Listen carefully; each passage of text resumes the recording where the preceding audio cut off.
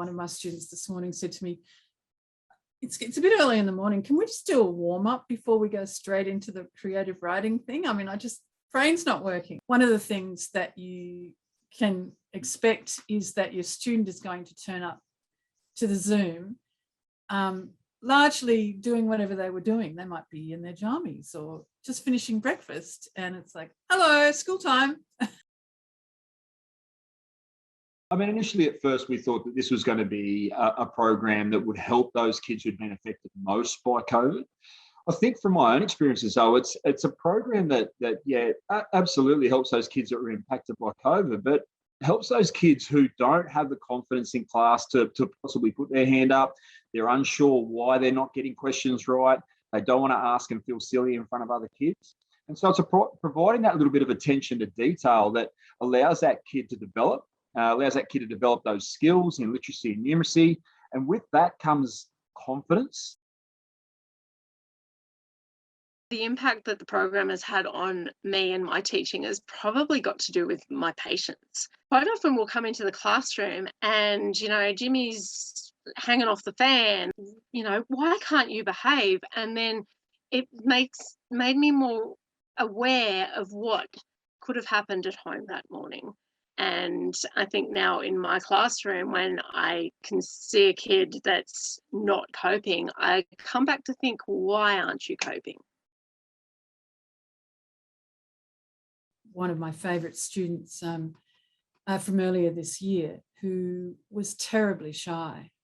We talked a lot about nature, and we started to think about how to interpret that. I one day just jumped up and said, I'm going to put a bee suit on and take you out and show you my beehive. And I literally picked up the laptop, walked out there. My little student was agog because she had never seen a beehive. And I could have been stung by the bees, or I could have dropped the laptop in the hive, or any sort of. The wonderful thing is that when it all goes wrong, you just hit the end button and call her back. It's easy. My year 7 student that I was working with, he was actually pretty good at literacy. It was his numeracy skills that were really, taking a big hit on his confidence. He'd often be in fights with the teacher. He'd be distracted. He didn't want to do the work. And that's a massive product. And especially in young men, it's a massive product of, I'm not going to do the task because if I don't try and fail, that looks far better than me trying and failing. Being able to work with him and to help him understand that he can achieve this and he can do this. He took that away, came back, said he had a maths test. I said, oh, how'd you go? He said, it's the first time I've ever got a B. He goes, I can't believe it. My teacher was like, where did this come from? And he was like, oh, I've just been doing some work at home.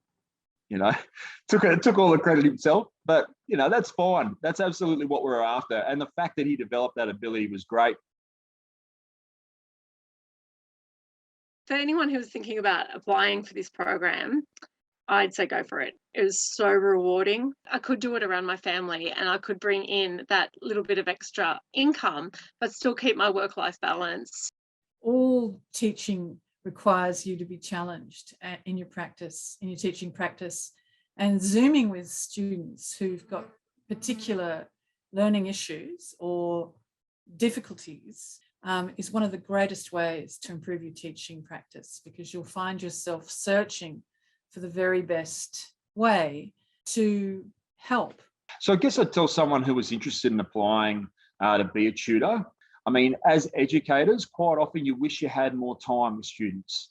You wish you had more time to develop their skills, to focus on their individual needs.